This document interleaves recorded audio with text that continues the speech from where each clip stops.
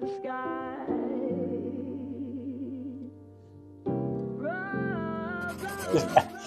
Okay, I don't really know how to start these. That's one thing I'd not really considered. Is like, do I have to do a welcome to be like, hello everyone, welcome to the very first episode of Tougher Stuff. I don't know if that's a really like cringy or whatever, or if I just go straight. I should probably do that, shouldn't I? Hello everyone.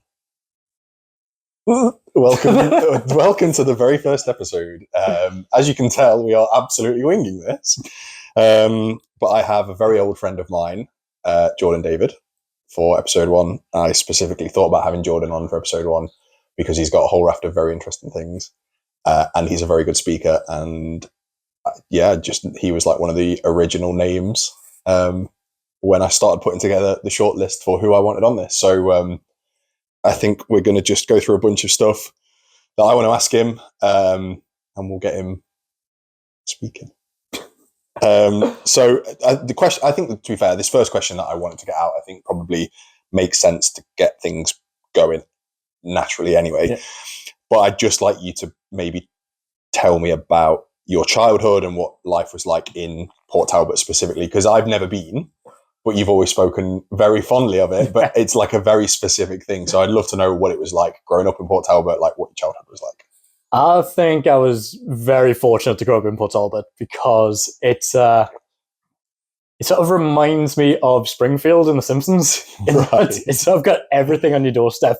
Right. But because it's dominated by a massive steelworks, no one goes there. So all the good things about Port Talbot are sort of a mystery to everyone who doesn't live there. Right. And that made sense because I guess most people that lived there worked in steel, right? Yeah. It was steel?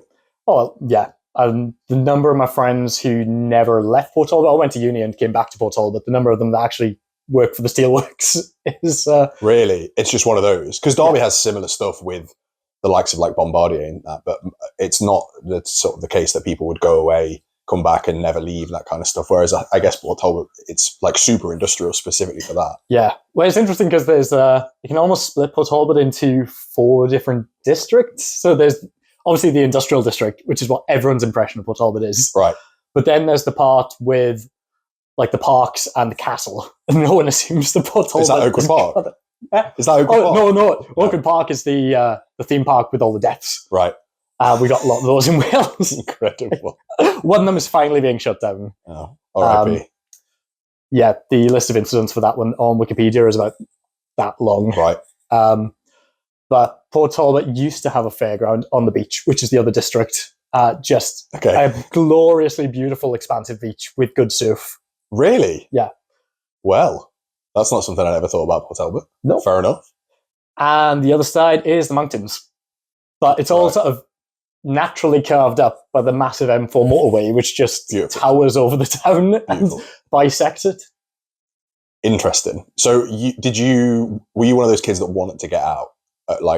Were you itching to leave where you grew up?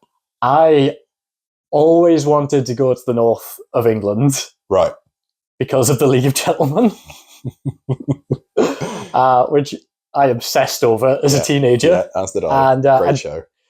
Problem being, I didn't really have any conception about where in the north it was supposed to be. But I just knew that I liked the humour and the sort of morbidity of the north. It's a very niche thing, isn't it? Like, specifically, like English humour in general, British humour in general, but specifically like North English, like that, like, League of Gentlemen, it was, for me, was like an awakening growing up. It was so good. Absolutely agree. So you knew you wanted to get to the north of England just because of that. That's hilarious. Yeah, because I think I always found when we were at uni, there was a split between people that just grew up resenting where they grew up, because that's what you do when you're like an edgy teenager and you're a kid and you're like, I hate this place, I want to see the world. And then people that were at uni and they were just like, I really miss home and this fucking sucks. I can't wait to get back and live out the rest of my days. So it's interesting that like there's a lot of people from Port Talbot that did that just went, I'm gonna go back there and never leave again. So obviously we met when we were in Lancaster, the north of England. Since then, like you went to Scotland and you were all over the shop. Yeah. Were you never tempted to go back to Port Talbot, or are you just kind of a bit over it? Obviously you've got your family and stuff, but it's... No. No. I really enjoy going back there now for Christmas and other periods throughout the year. because it just feels like a very cozy, homely place. But I don't think I could live outside of a city, at least at this age. Would you not be tempted to go, like, is there the affinity with Wales? Like, would you not want to be going to like a bigger city in Wales, or are you just like, nah? Well, we've only got 2. Yeah. And one of them barely qualifies. Right. Sorry to anyone Welsh listening. Yeah, sorry. I do love Swansea, but like it is barely just not for you. To be fair, of all the places to go, I think Liverpool is a very great shout, and you're that neck of the woods anyway. On you, like accessibility wise, I think it's. Well, that's something I really love about Liverpool. When I eventually settled there, is that it was clear to me if I didn't live in Liverpool, I'd live in Glasgow. Right. And both of them feel like what Port Talbot would turn into if it had expanded into a city. Right. They've got that sense of community and like a real sharp cultural identity. Whilst still being like significant in size. Yeah. Right. Yeah, I agree with that. And the cultural identity is almost entirely defined by resenting what's around it, which is a trait shared by a lot of Welsh towns. Yeah, I also agree with that. Yeah, that makes sense. Yes. But like settling in Liverpool felt like settling in a bit of bigger version of Port Talbot to me. That's interesting. Why was it like Port Talbot? Why do you feel like it was like Port Talbot? It's also got obviously a massive industrial area, which sort of was sold on the Swanee in the 80s. And Bootle just visually is very similar to Port Talbot. Right. That was the part of town they used for the penguin chase in the new Batman film. Yeah. But then it's just the way that you can go into a pub and randos will just start talking to you about nothing. Like, and knowing what you're like, that's a bit of you. Yeah. And the characters, like, even though it's a city, there are lots of people that you just commonly see over and over and over again around Liverpool. I like that, though. I think I like that quality. And we had a lot of that quality in Lancaster as well. I think there was definitely that like level of, and obviously Lancaster's way smaller, but I like the familiarity, like you could go back. Even now when we go back, a lot's changed, but there's still a lot where you're like, still the same old. But so growing up then in Port Talbot, how was that like your formative years in a very like niche specific place, like, coast of Wales, in terms of like school and stuff? How did you find that?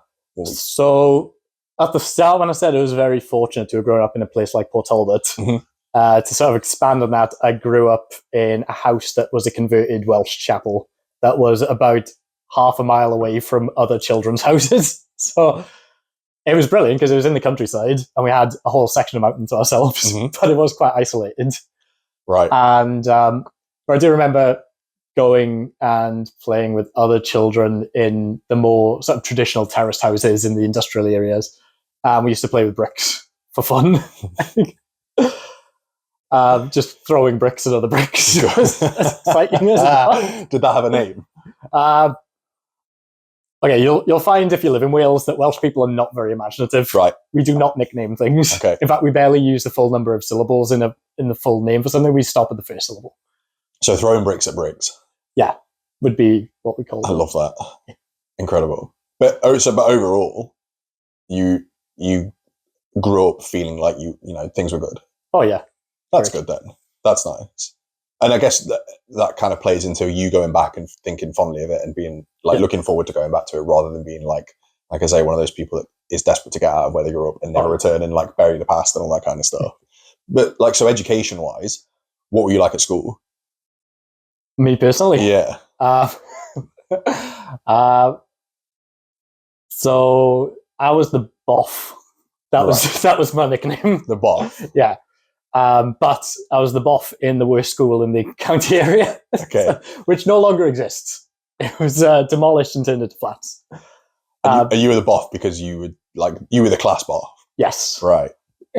But that again, like knowing your character, you were always like deeply like when we were at university. I mean, you got what, 2 master's degrees?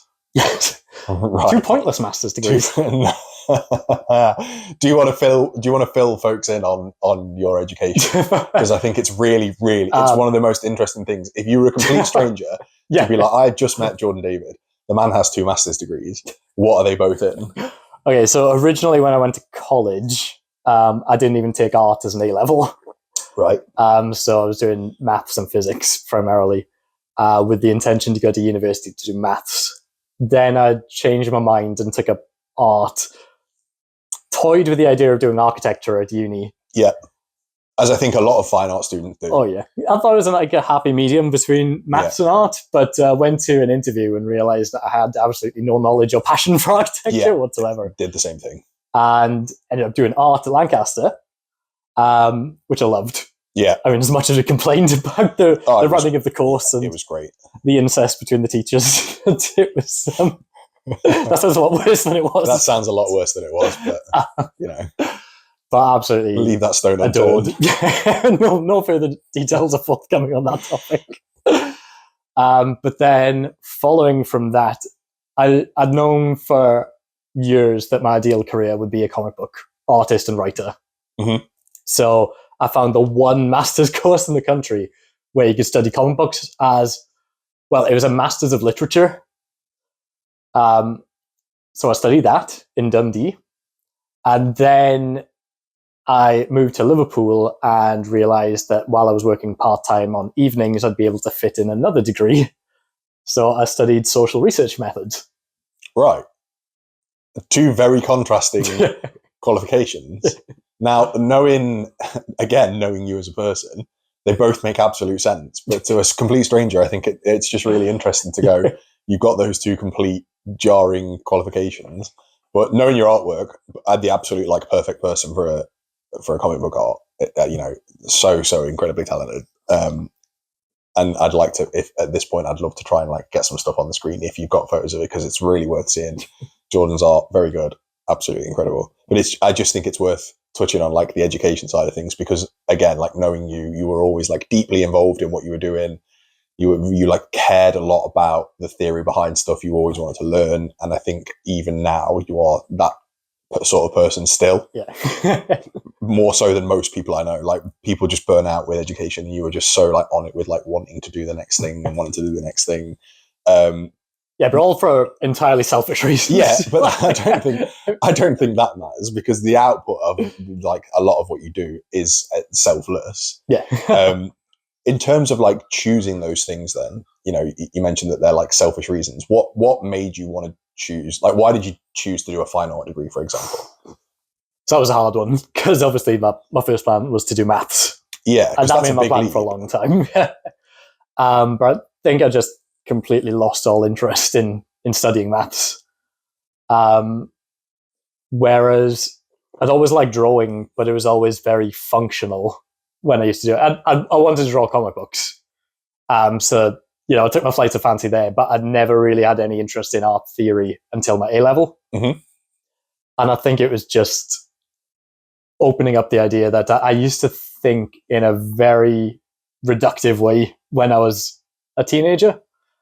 Mm-hmm. In that everything was black and white, everything can be looked at objectively, which tied into why I was interested in maths at the time. But then as I got older, I sort of understood, plurality of perspectives and ethics, and just art theory became so much more interesting to me and so much more to explore. And I think, one of my issues is that I sort of have obsessions. Right. And art became the newest obsession at the time.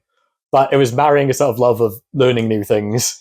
Yeah, and it's a difficult age when you're choosing those things, you're 17, 18 when you're choosing what you want to do as a degree, going and doing your degree. And coincidentally also the same sort of age that those fixations and passions, you're still a child. Yeah. And so it's still very up in the air. It was for me anyway, where I was it got to the point where, and I think a lot of people on our course were the same, you needed to make quite a significant decision at the time. Probably one of the biggest decisions that you make when you're still very young. But I was so disenfranchised. I enjoyed English, but I was just done with it. I was disenfranchised with school and education, but I was well, I still enjoy art. If I'm going to do a degree, it's probably going to be that. Yeah. And I think that was a lot of people's things where they were just I'll go and do it because I like it and I'm good at it. And it was a bit of a strange way to do it. Yeah. But you just jogged my memory though. But something I realized a while later was that part of it was because I was almost hit by a car. Okay. Which happened the summer between my AS levels and my A levels. So when you're putting through your UCAS. Perfect timing. I think that just shocked me into realizing that I was going to spend 3 years of my life studying a degree that I felt like I had to study but had no passion for. Right. It was like a bit of perspective then. Yeah. In the most hard-hitting of ways, literally. Yeah.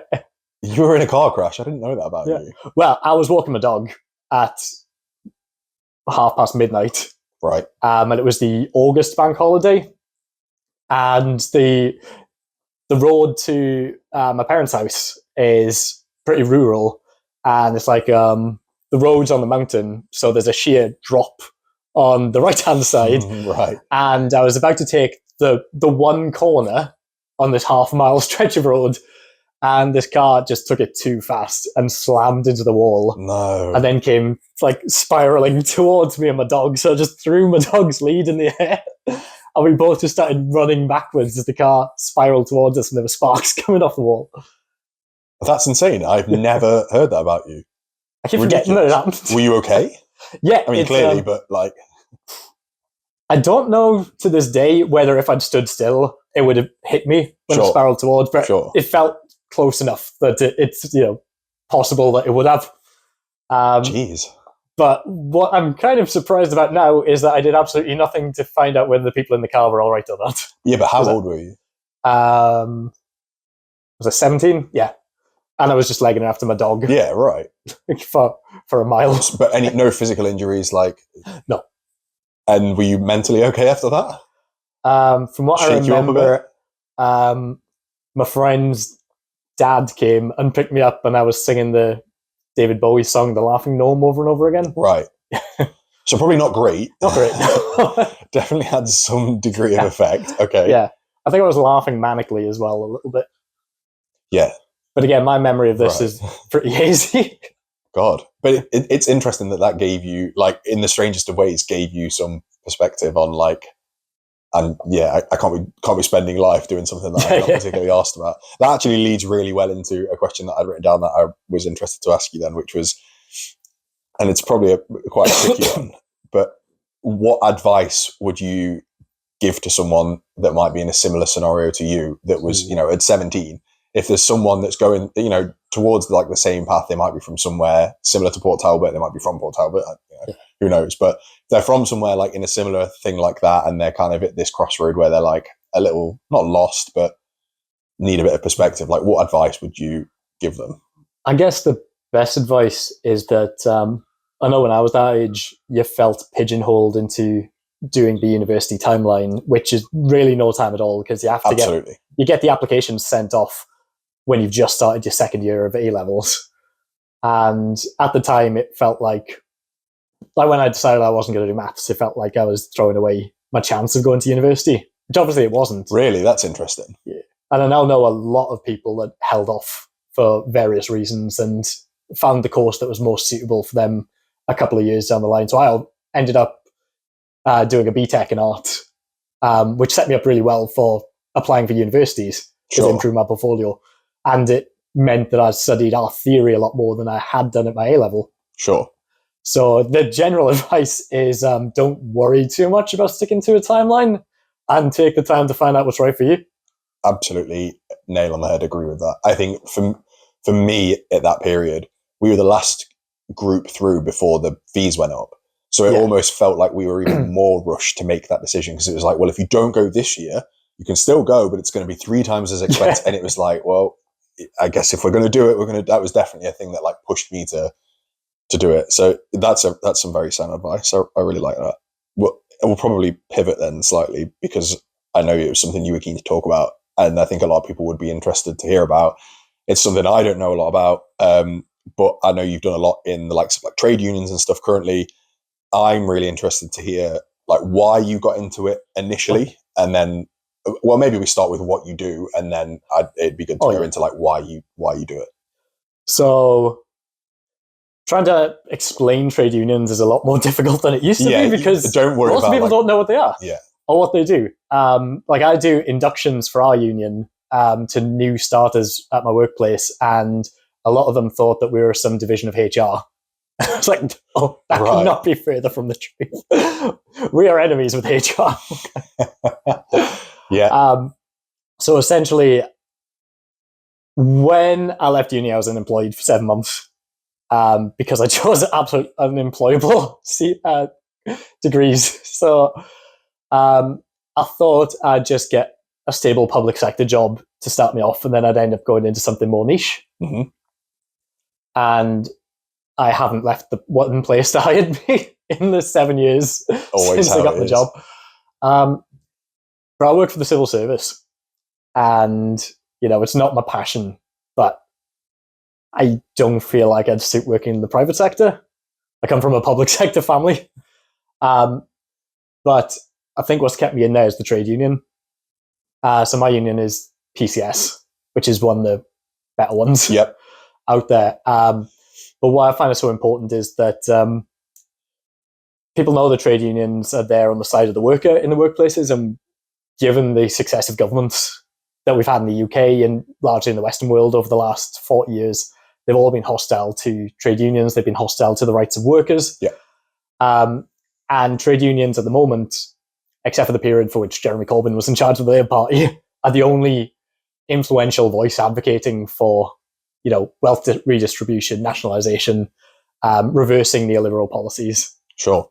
And my union, which represents the civil service, has a group that oversees the Home Office, and I belong to that group. And they are the force behind the legal challenges that have been brought against every horrendous policy that the Home Office has tried to bring about under, Theresa May, Priti Patel, Suella Braverman. Yeah. And arguably behind Suella Braverman's sacking in a lot of ways. Yeah. Good timing. Yeah. But the legal challenge on Rwanda, that was brought by PCS and Care for Kala. It wasn't brought by the Labour Party. Right. So at the moment... That's really interesting. I feel like not a lot of people would know that. Not at all. A lot of people would assume that the Labour Party's on the left, the Conservatives are on the right, and then as long as you have an alternation between the two parties, that the country is going left to right. But economically, we've just been going further and further towards the right for the last 40 years. But trade unions are the only... This is why I got into it, is that I'd always known that I was going to support a trade union when I got into a proper job. Yeah. Growing up in Wales, can't escape from, so much was won by trade unions. Is that more of like a cultural thing then? Because here, we I grew up not even knowing what they were. Like you said, people grow up thinking it's part of the business. It's like another department. It's part of HR, whatever. That's really interesting. So it's more of a cultural thing in Wales then, would you say? Yeah, Wales and Liverpool, for sure. Yeah. Wales was where the first working class revolution, attempted working class revolution took place. Sure. Lasted 4 days. But, hey, it's a start. Yeah.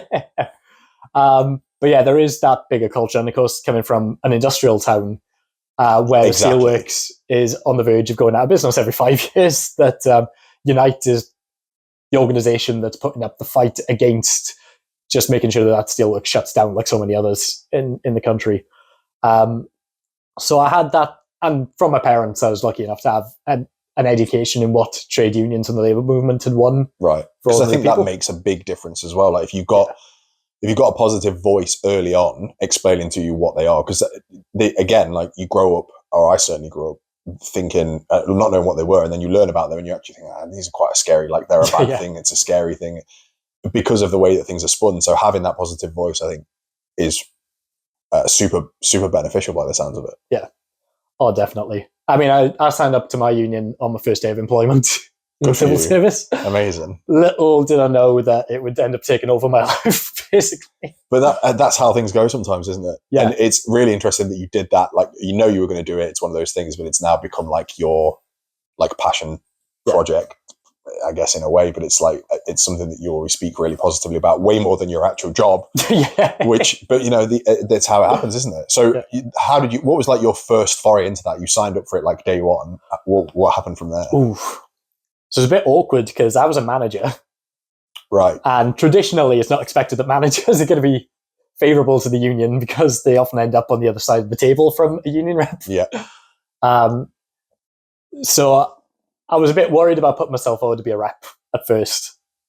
But then they were coming around asking if anyone was interested and put their names forward, and I said I didn't feel confident doing it. And they pointed over to my mate, a mate I had on the evening shift with me, and said, well, he's just put himself forward for it with the best will in the world. This guy is not the most politically astute. He used to be called Dom Jolly because he'd just answer his phone in the middle of brilliant working loud. So that's who you wanted as a rep. Yeah, so I was thinking, if he's going to do it, then I'll do it. It just snowballed from there. Interesting. So yeah, it's like I keep saying that it's something that I was never like overly educated in, and as of late, the last few years, there's more and more people I know that are like looking into it, joining unions, all that kind of stuff. And obviously they're on the news a hell of a lot more. There's being from Derby, there's a lot of rail, like I said, but there's obviously rail is a big one when it comes to things like unions and strikes and all that kind of stuff. It's interesting that it's giving you like that purpose though it's something that you think you can see yourself staying in and moving around in and all that kind of stuff. Definitely. I think the more I've been in it, the more I've tried to understand sort of what's the root of the problems in the UK and to a wider extent, America, European countries. Yeah. And I kind of knew this in general, but I didn't realize until I started reading so much about it, just how much it was, you can attribute to the labour movement in the late 19th and early 20th century, achieving a period of economic equality. Well, it didn't achieve equality, but society was its most equal financially as a direct result of the work that trade unions did and the new deals that came about after World War II. Sure. But it makes sense because they were out for the the benefit of the workers as the first and foremost. Yeah, and sort of Western societies at that point, there was a thing called the Keynesian consensus, where the agreement was, even between parties like Labour and the Conservatives, that certain industries need to be owned and operated by the state for the benefit of everyone. Sure. And that it's better to have full employment or as close to it as you can get, and to allow inflation to not run rampant, but the focus was on achieving full employment, which ultimately eventually led to the problems you get in the late 70s with economic stagnation and rising inflation, which brought in Thatcher and Reagan, where the preference was, we'll keep inflation under wraps at any cost. But yes, to the detriment of a lot of other factors. To incredibly, well, it's society now financially is the most unequal it's been since the Victorian era, and it's not spoken about enough. It's trade unions are the only voices that are talking about that, and we've got the return of like Victorian diseases. Really? Yeah, malnourishment and scurvy in parts of the UK. Scurvy? Yeah, record numbers of children in poverty. I mean, the Tories redefined what childhood poverty was. But yeah, and no one is talking about it because what had been achieved under trade unions was largely the result of collectivism and sort of the understanding that the working class had that, banding together, you can achieve more for everyone. Yeah. And I think a lot of people would absolutely agree with that. Everyone feels very afraid of it. Yeah. It's been spun to be like this thing that's quite a scary thing. Everyone is very in their own little bubble, and it's as I'm all right, Jack. And actually, I feel like if you sat people down and kind of explain things to them in a way like this, that makes a little more sense. That kind of it isn't this big bad scary thing that people should be afraid of. It's actually very much the opposite, and it's on your side, and it's out to support you, and it's there for you, and all that kind of stuff. That's really interesting. And also really, really sad. Yeah, it's really depressing. Yeah, really sad. Yeah. Because the average age of a trade union member, I think, is 52, according to the last statistic I saw. So we're looking at half of trade union members retiring in the next 15 years. So there needs to be something to get more young folks interested in it. Absolutely. I think that's one of my greatest passions about. I think why it's become such a big focus is because there is that lack of education among younger people about what trade unions are, what they've achieved. And legally, if you have less than 25% of the potential membership in the union, then employers don't have to recognize you legally, which means you don't have the right to collectively bargain on behalf of employees. Yeah, it's a bit depressing. So at where you are now, you said the average age is 52. I think that's generally not necessarily at your workplace, but where you are now, in terms of like men and women, how skewed is it? So the civil service is 60% women. Right. And I think the average age of a civil servant is 42. So we're a bit better than trade unions generally. That's interesting. And one of the best things about PCS is that is the fact that one of the worst things about traditional trade unions is, although they were all about raising the rights of the working class, there used to be a lot of protectionism around keeping out women from the workplace. Yeah. Keeping out ethnic minorities from the workplace. Yeah. Which it's not perfect now, but it's so much better now, and a lot of trade unions are very inclusive, are very welcoming places, and I'd count my union among them, among one of the best. We're just having an election for our general secretary position, and the 2 candidates are women. Right. Sharon Graham, who's the general secretary of Unite, is fantastic. she's brilliant, and Jo Grady is the general secretary of the University and College Union. Incredible. And I've seen her give many speeches, and she's just so it's in good hands. It's in good hands. Really, really intelligent people. In terms of like the masculinity side of it, then obviously it's great that there's like a lot of women in it. Regarding like the masculinity, because I think for me that like these days the whole like working class and the big scary like unions and all that kind of stuff, all of like the stereotypes that a lot of people have is that it's this like hard to crack, like a lot of people that might just be like, go in, do your job, like not necessarily particularly, I don't know, it sounds really bad, but not particularly like friendly folks. Like you get a lot of these like middle-aged blokes that like, specifically with Port Talbot and places like that, they've never left where they've grown up. You get that sort of headspace of, I'm happy with my lot and I don't have time for anything that I don't know or I don't necessarily understand. What, in terms of like the masculinity side of things within like your workplace, like within your union, what's that like? That's interesting because even though we do have a lot of women in high profile positions in my union, at the lower levels, it's still very male dominated. It's getting better. But the interesting thing about it is I think the men that are in my union exemplify the best of traditional masculinity. Really? Yeah. Because I think one of the most pernicious myths about trade union members and reps is that they're lazy and that they only exist to decrease the amount of work they do. The trade union reps that I know are the most hardworking, skilled, and intelligent men that I know. And to some extent, they've sabotaged their own career prospects by becoming reps. I think that's that's the one thing that a lot of people are afraid of, isn't it? That it's like you either have to choose between career prospects or going into like the union and almost like fighting where you work and all that kind of stuff. But that's really interesting that and it's really refreshing as well, I think, to hear that it's all like the positive sides of masculinity within that. I like that. Because so I sit on the PCS Home Office Group Executive Committee, and a lot of us do in November this year.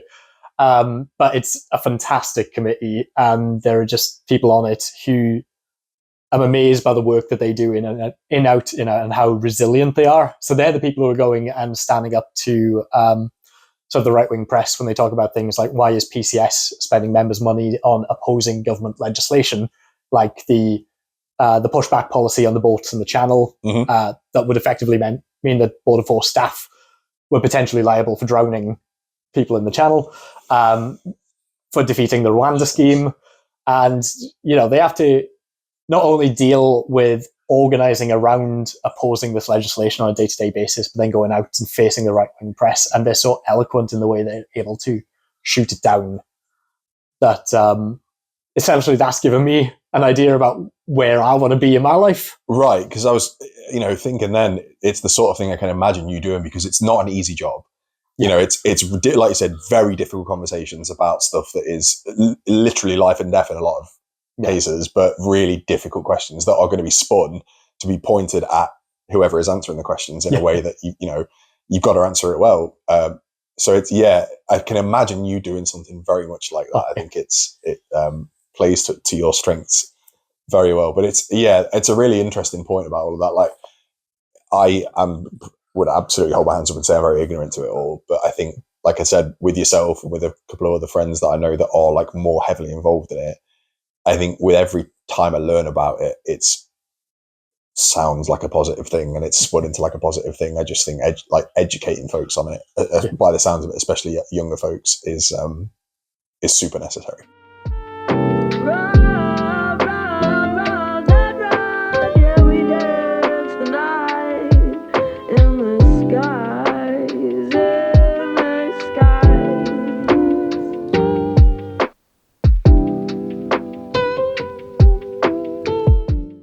Hello person watching my video, sorry to bother you, only take up a minute of your time.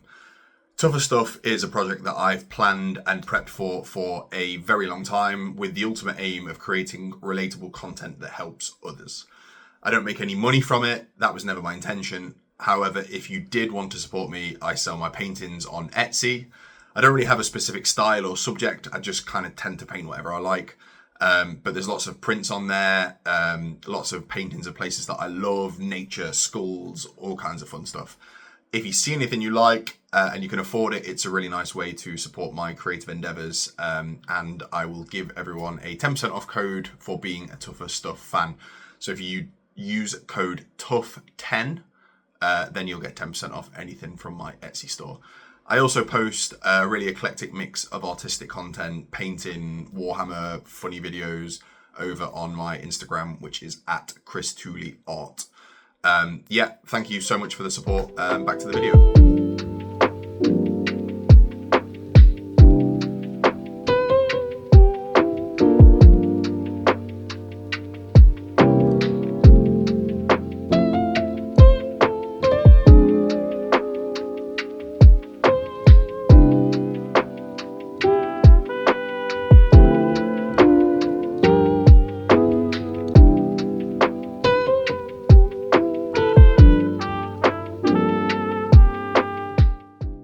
Your sexuality is a really interesting one, and if you're comfortable talking about that, I'd love to know about it.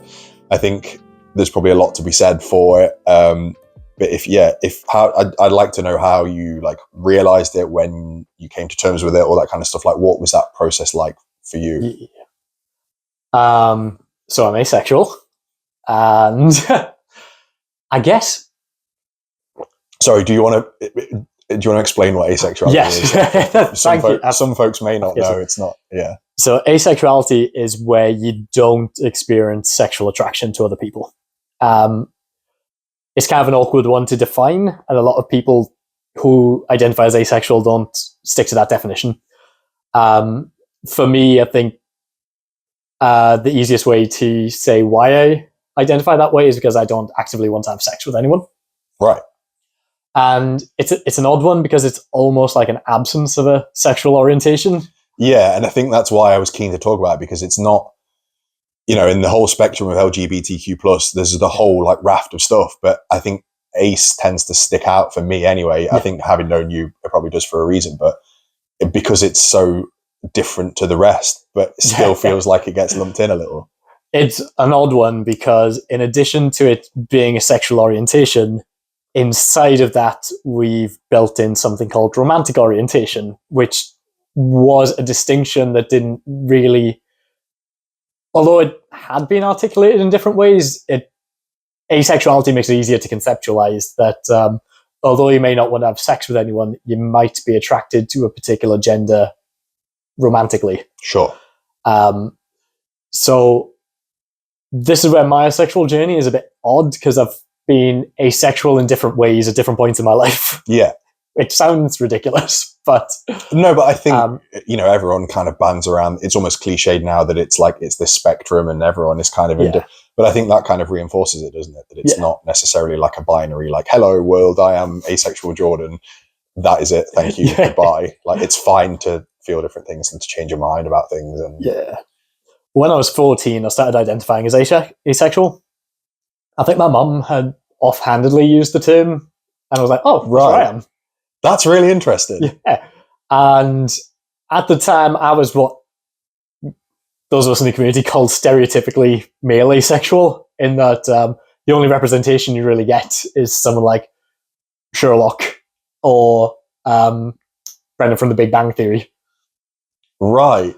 In that... Yeah, that makes sense. I didn't want to have sex. I didn't want to have romance. I didn't want physical contact with anyone. of any kind. Right. So that's sort of how it was very easy for me to arrive at asexual being my orientation. And you felt comfortable with that? Yeah. Oh, I felt incredibly comfortable with it, and I felt comfortable telling people I was asexual. What I found is that people generally just did not believe me and thought I was closeted gay. Mm-hmm. And then I think the big change for me was moving away to uni. And I don't know whether I was just late developing or not, but it probably ties in the fact that I didn't start drinking until shortly before I went to uni, and instantly loved it when I eventually started drinking. And I found that when I was drinking at uni and we'd go out clubbing, that I'd just end up necking almost anyone. Right. Male or female, didn't matter. Didn't matter. They just needed a mouth. And it's something that I never wanted to do when I was sober, but with my inhibitions lifted when I was drunk, it became something that I wanted to do. Which is quite telling, isn't it? That it's like, clearly there was some degree of like, that's what you wanted to do. Yeah. A couple of drinks brings it out in you. That's cool. Okay. Yeah. So I did question my sexuality then, but there were a few occasions where I'd make up with someone in the club, particularly in first year when we all lived in the same place. And then they'd come back and it would be like outside the dorm and yeah, good night. And I just vanish. And just leave. Yeah. But like I say, you know, that age, looking back, you think you're an adult and you're not. You still come to terms with so many facets of your life, aren't you? And that is absolutely one of them, a very big one of them for everyone, regardless of where you are, if you're hetero, if you're homo, if you're anything on that spectrum, that's where it's going to manifest. When you are very young still, you're away from home and you're drunk. Like it's just what's going to happen, isn't it? So that's hilarious. Yeah. And so, but you felt comfortable then still going away and kind of, did you find you came to terms with it more when you were at university and like away from it, or is that when it started to get a little scrambled? It's not one. So yeah, I guess I questioned my asexuality when I started kissing people, but then I still didn't want to have sex with them. And at this point in my life, I'd also never masturbated. Right. So that kind of made it very clear in my head that I was asexual, although there were other sort of sensual experiences that I was open to. And then it was after uni that I actually developed romantic feelings for the first time in my life. So it was so then I started questioning whether I was asexual again, because I realized actually there are sexual things that I'm actually quite interested in trying. Yeah. Within a romantic context. And in the asexual community, there's a term called demisexual. Sure, I think I know that. Yeah, which is basically where you're not sexually attracted to people unless you already have romantic attraction. Right. So I considered maybe I'm demisexual. Right. But then still, when I was doing sexual things, it was also very mechanical from my side. So it's not that forced. Yeah, very forced. So it's not that there were things I actively disliked, I found out. There were things that I was indifferent to. There were things that I found quite pleasurable from a more of like a sensual point of view. But all the time, my brain was just going and the way I understand it, when most people have sex and they enjoy it, is because they sort of lose themselves in the experience. And the whole time you were just very aware of what was going on. Yeah. But again, I think it's a healthy thing to regularly go, like, to question yourself, go, am I still this person? Actually, the way that I book it at myself, am I still that sort of person? So the fact that you've regularly had experiences that have made you question it, I think is a very healthy behavioral choice, even though it's probably a very tough mental grapple to go, am I who I think I am? I don't know. But to be able to question that, I think in itself is good. But are you feeling comfortable in your own skin with it? Oh yeah. That's good. That's good. And that's big, because I think a lot of folks aren't necessarily, or they grapple with it a hell of a lot more. I think knowing you always, to me anyway, you always seemed very like self-assured. You always seemed very, whether or not you were is a completely different thing, but you always seemed very, you knew who you were and you were self-assured and you were self-confident with it. And I think that was probably like a real beacon for a lot of people that maybe weren't that, but no, knowing what you were like. it's probably leads very well to a question that I'd be interested to, and I think it would benefit people. But if there's someone that has maybe an asexual family member or friend, or they know someone that is asexual, or they're at that stage where they're like thinking they maybe are, like what advice would you be able to give for them to be able to support that person best? Firstly, watch all of BoJack Horseman. Right. And secondly, don't think that you understand them better than they do, which I think a lot of people can't help but fall into the trap of doing when someone is either not presenting in a way that they used to in terms of how they behave around other people in a romantic or sexual context, but also when you're unfamiliar with the concept. It's very easy when you see people to presume that they're in the closet just because they're not completely heteronormative. Yeah, I think it's that unfamiliarity that it like flaps people. Yeah. And they go, oh, well, he's not quite like got his head screwed on, and he doesn't, if he's not saying that he's straight, then he must be gay. Yeah. And there's no possible, in their mind, because they've not been exposed to it and they've not experienced it, there's no possibility of anything other than homosexual, heterosexual. Yeah. That's a very good piece of advice. Yeah. But generally just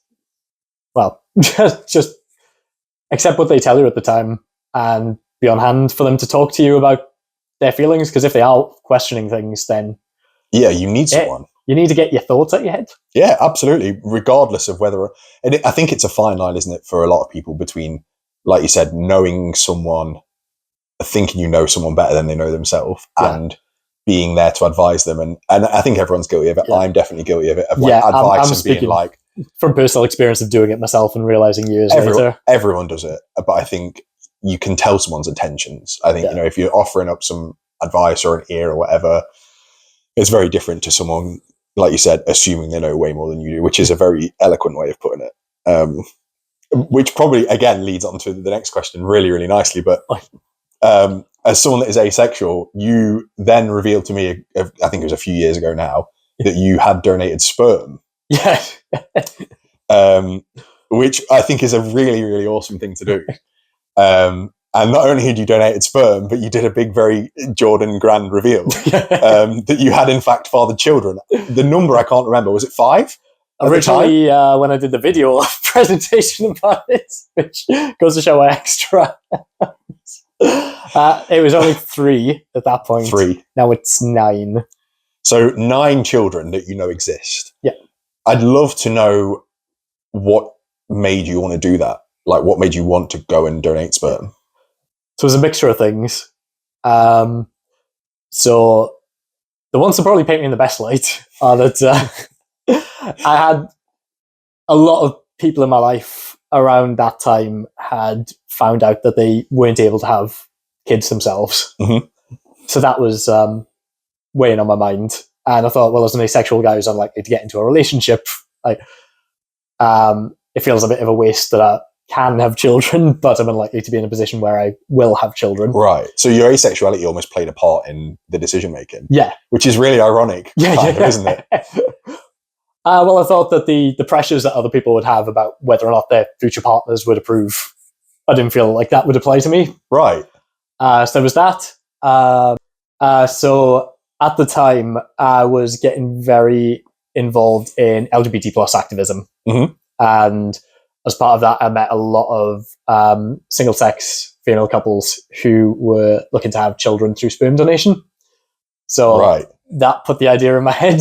That's a really lovely reason to do that, I think. And the more selfish reason is that I guess I was just curious. But that's fine. I don't think that's selfish. Yeah. I don't think it's selfish because, again, like I said earlier on, I think if for you it might seem selfish, but the outcome is very selfless. Yeah. I think and it's a really, how are you feeling? When you first found out that you had actual children out there. Oh, it was great. So you found that out like a really, because to me it's a very like mixed, scary thing. But when you found out like actually like your sperm has gone into, at the time it was 3 people.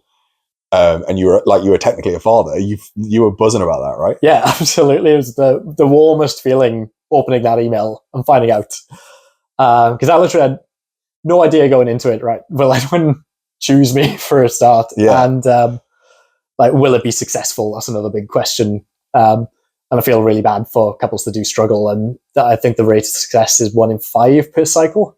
God, really? Yeah, which isn't great.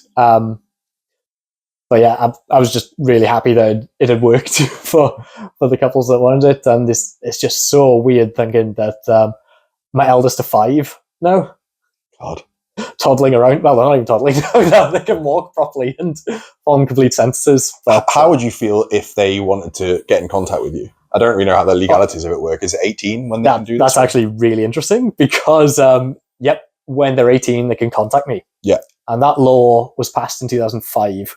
So this year is the first time that's happening.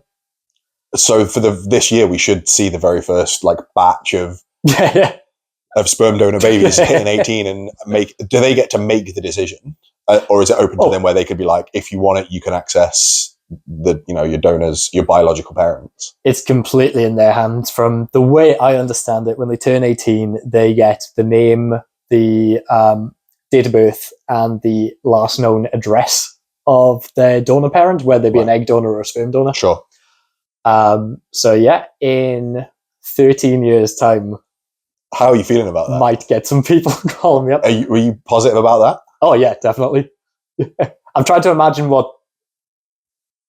so I've rehearsed how I'd respond to them. I imagine they get in touch with me by email, but I've got no idea. Sure. Just knocking on your door, it's just you, just staring at yourself. I'd rather they didn't do that. Yeah. Hello, Dad.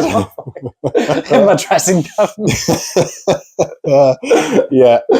But so I've tried to imagine if I'd been born from a sperm donor, how I'd get in touch with them and what I'd want to know. Yeah, I think email, letter, something like that to break the ice tentatively would probably be my port of call. Yeah. But and what people who have been born from sperm donors tend to say is that they fear the rejection when they do get in touch, because they're not looking for a new parent. No, they just want to know their biological one, I suppose. Yeah. So I think I'd just be as conscious as possible that they've taken a very brave step in reaching out. That's really and sweet. I just would not want to disappoint them. You wouldn't disappoint. So I'm trying to find a way of phrasing an email. I've got 13 years to do this, but phrasing an email to say, essentially, you're in control of this process. Yeah, that's really sweet though. But again, knowing your character, you would have gone into this whole thing with that mindset from the off, and having that scenario probably playing in your head before you even donated to be like, oh, well, I'm good with the whole thing. You're not going to do it and then go, shit, in 18 years, someone's going to knock on my door and I don't know what I'm going to do. Yeah. You know. But something else that's very sweet about it is that I had to write a letter that they could open on their 16th birthday. Oh, that's really cute. And I've since lost it because it was on the laptop that melted. But from what I remember, the gist of it was the same answer I gave to your question about what would you tell someone considering going to university. Mm-hmm. Don't rush life. Don't rush life and take time to figure out what you want. I like that. I really like that. But they're probably going to turn up at my door with that letter and I'll be reading it thinking, oh, God, that is cringe. I was so cringed all those 18 years ago. God, why did I do that? Hey, that's life, isn't it? Yeah, don't bring my 25-year-old me opinions. I look at stuff that I wrote 4 years ago and I'm like, oh, delete. What's wrong with me? I'm on a 4-year cycle now. That's not good. I do a daily sort of Stalin purge of old stuff on Facebook. Not photographs, but any statuses. Yeah, I think that's our whole generation is living that at the minute. It's really bad. Well, in another absolute 180 turn to another wild subject of Jordan's life, then, one of my earliest memories of you and one of my fondest memories of you, I think, is, we started university maybe mid-October, early to mid-October. The first, 4 or 5 weeks were a tentative, everyone getting to know each other, and no one really wants to stick their neck out and make first contact, and everyone's still a little on edge, and we've moved away from home and you're trying to suss people out, and eventually, thankfully, I'm scratching my mic. We eventually we managed to get a Christmas night out going, and people were starting to form little friendships and all that kind of stuff, and things were great. And I remember we met in Bowling Bar. We were all sat around, and you rocked up in a long blonde wig, in what can only be described as like a slutty Santa outfit. High heels, which I'm still impressed you managed to find high heels in your shoe size, like full face of makeup, and you were just like, all right. And there was I loved it. Was so blindsided and so confused, but just, I really admired it, but it was just no like explanation. There was no like, by the way, this weekend I'm going to turn up like you just rocked it. And then we later kind of learned that, we learned about Hannah. And I don't know if you want to kind of fill in the gaps and explain who Hannah was and who Hannah is or isn't. So Hannah was a bit of an in-joke that spiraled into an entire Facebook account. Lady Gaga was really, really popular at the time. And as someone who was obsessed with David Bowie, I was really excited that even though her music wasn't great, there was a current artist who had like a different outfit every week. Because I just love fancy dress. You do love fancy dress. Absolutely love making costumes. And very good at it. Very good at it.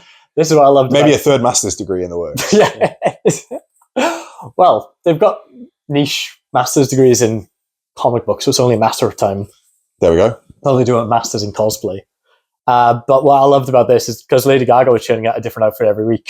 The fun of it was not trying to replicate the look like as effectively as you can, but trying to do it with what you could find in a charity shop. Yeah, budget. So budget ratchet. Like, ratchet Gaga. Ratchet drag. So that wig, I think, cost me £2 from Poundland. Brilliant. And then I coloured it like with acrylic paint.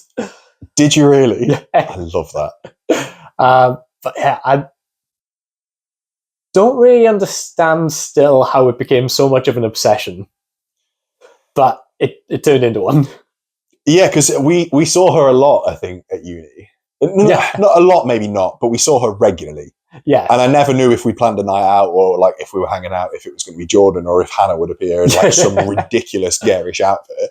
But I also looked, like I say, I loved that dynamic where I was just like, oh, cool. And the looks that we would get on nights out where it would we'd be like this ragtag group of like random students and there'd just be, in the midst of it, there'd just be this Welshman in full get-up. And I just thought it was just so fantastic. But so obviously she's no longer with us. No. I was obsessed with doing it for about a year and a half and then just as quickly lost interest. Mm-hmm. And I was planning to do a Black Dahlia themed send-off for her, which never happened. Right.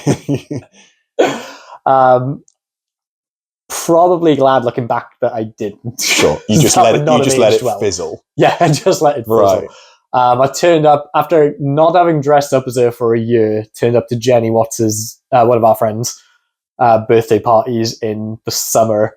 Yeah. And that was the last time I ever dressed up as her. That was the last time? Yeah. Right. And so when you were dressing as Hannah, was it like an alter ego thing? Was it like did you feel like a different person? Was it just a bit of fun? Or was it both? I think it was just a bit of fun more than it was an alter ego thing. But what I found from it was that it made me more comfortable with other aspects of myself that really I hadn't explored yet. So, like I said, it started out more as a fancy dress thing.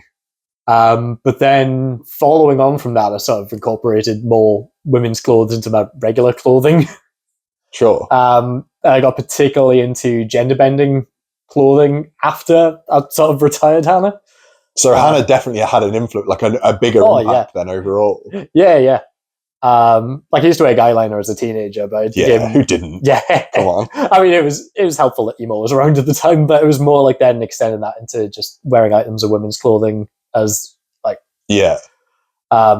accessories with my regular outfits. And one of my favorite things to dress up as, even though I'm done it for ages because I hate shaving my legs, is to have like a tuxedo with a bow tie and a shirt on top half, and then suspenders and high heels on the bottom half.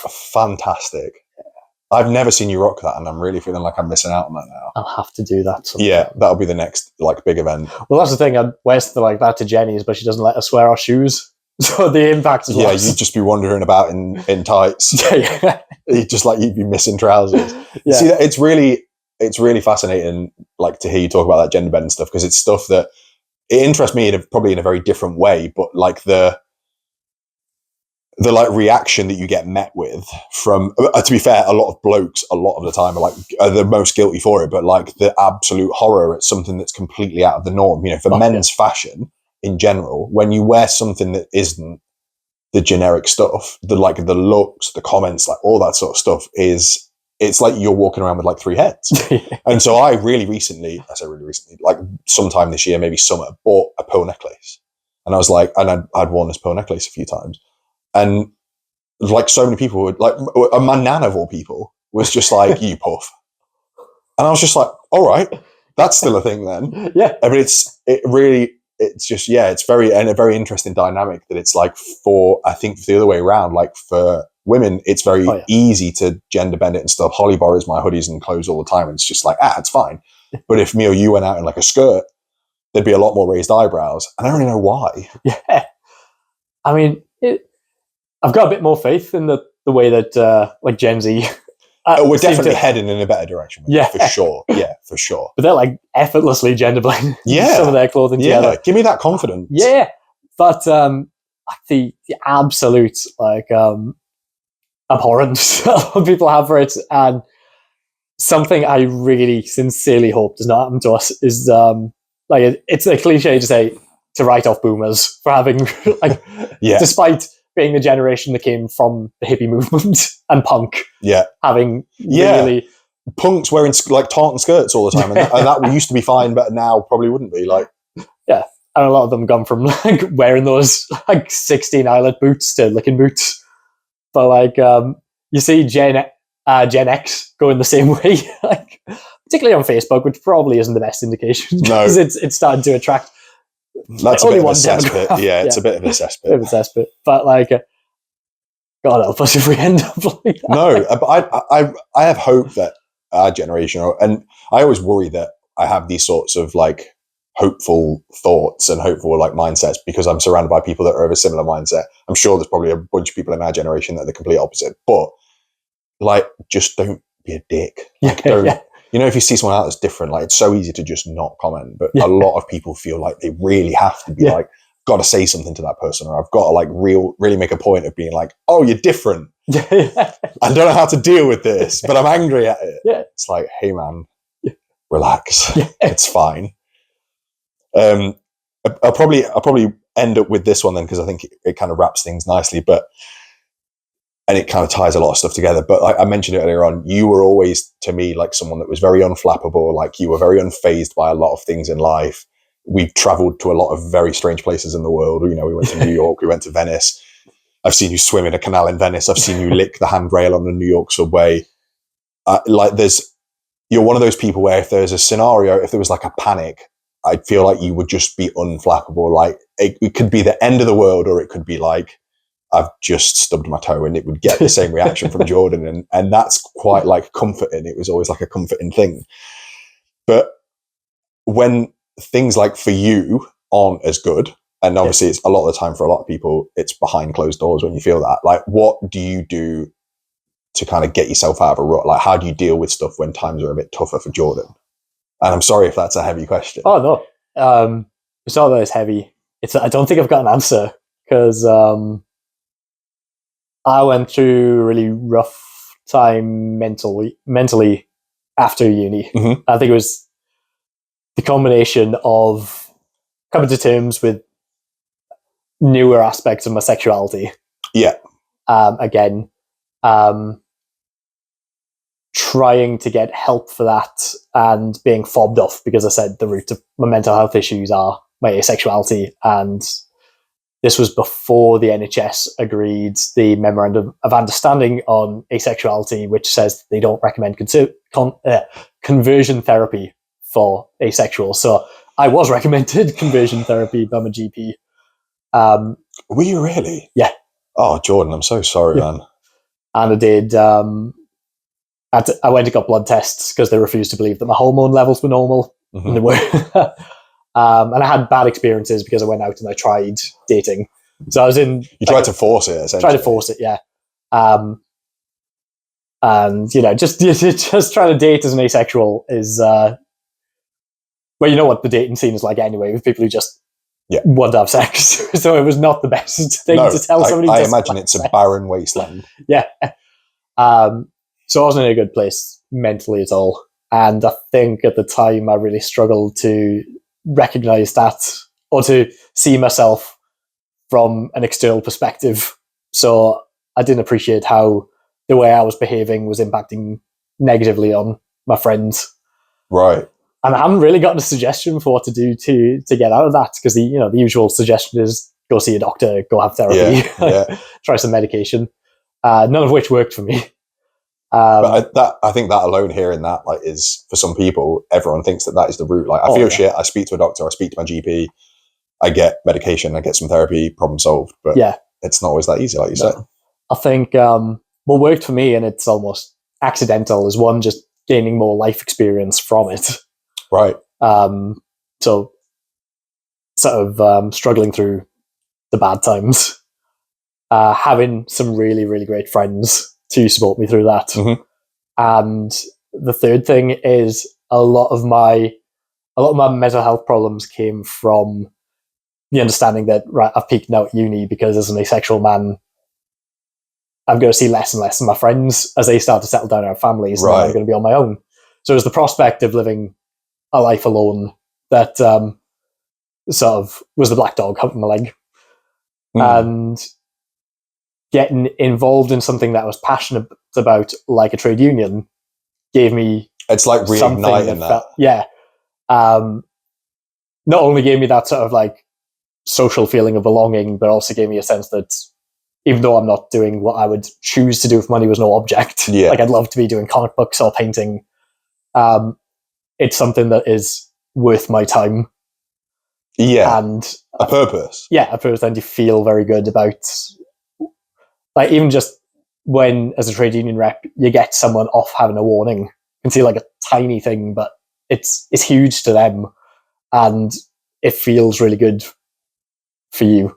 Yeah. And I think I haven't got an easy answer.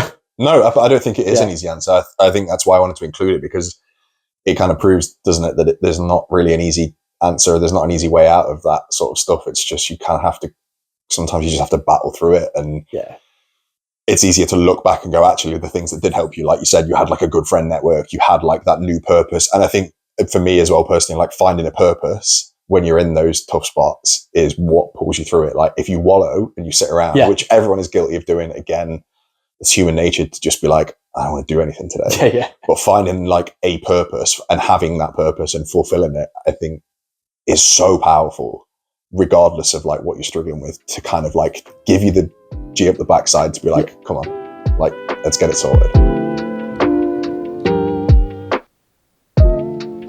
In the still of the night, when it's quiet, we dance the sky. Run, run, run, that run, yeah, we dance the night in the skies, in the skies.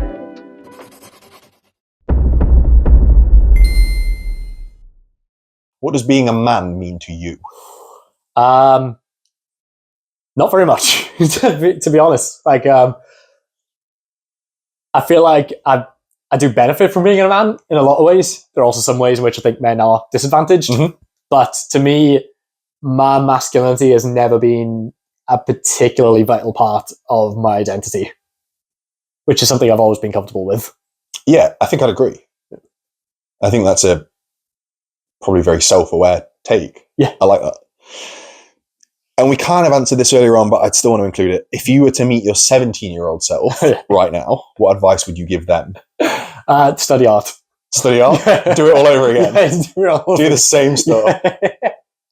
Yeah, and I think I'd tell myself what I know now is that I wasn't very empathetic as a 17-year-old. And I think I just wrote off empathy entirely because of it. Mm-hmm. And I think I just tell myself to keep an open mind, because feelings are going to come at you hard and fast when you're older. So you got to prepare for that and be more conscientious of other people's feelings as well. Yeah, good advice, regardless of your age. Yeah. 57-year-old Jordan as well. do you have any goals or desires for the next 5 years? I want to actually finish a painting again. Yeah? Like, it's been 10 years since I've finished anything. I keep saying, I got plenty of it up in this house. I need a Jordan original. Yeah, I need to get back. I need to do something artistic. Okay, in the next 5 years. In the next 5 years. Okay. I've got a half finished painting. Well, that's a lie. It's probably about 10% complete, Okay. but I'm going to drag that out now.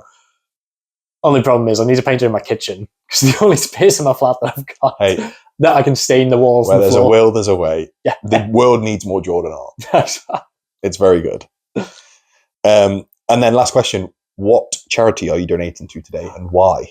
So I'm donating to a charity that I've already mentioned called Care for Calais, which is a charity that was set up by a really inspirational woman who originally she was an accountant, and she'd seen footage of what was happening in Calais with the refugees who were trying to get, across Europe. Mm-hmm. And she volunteered there for, I think she said, a fortnight, and it just completely changed her life. So she ended up setting up this charity with the goal of improving the conditions of the refugee camps.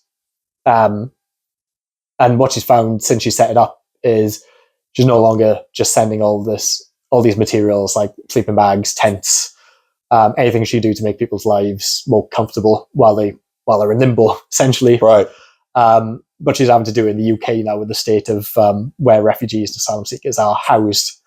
And they are the organisation that my union has teamed up with to challenge the Home Office legislation.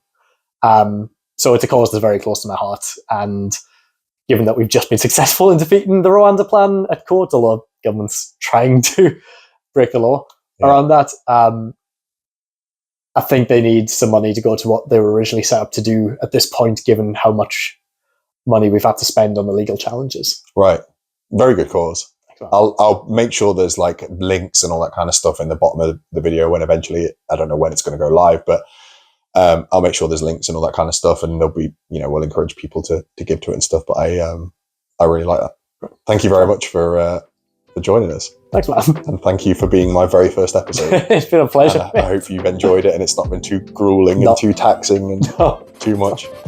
Each episode of Tougher Stuff supports a cause or charity chosen and donated to by our guest. To learn more about Jordan's chosen charity, Care for Calais, or to donate, please visit www.careforcalais.org.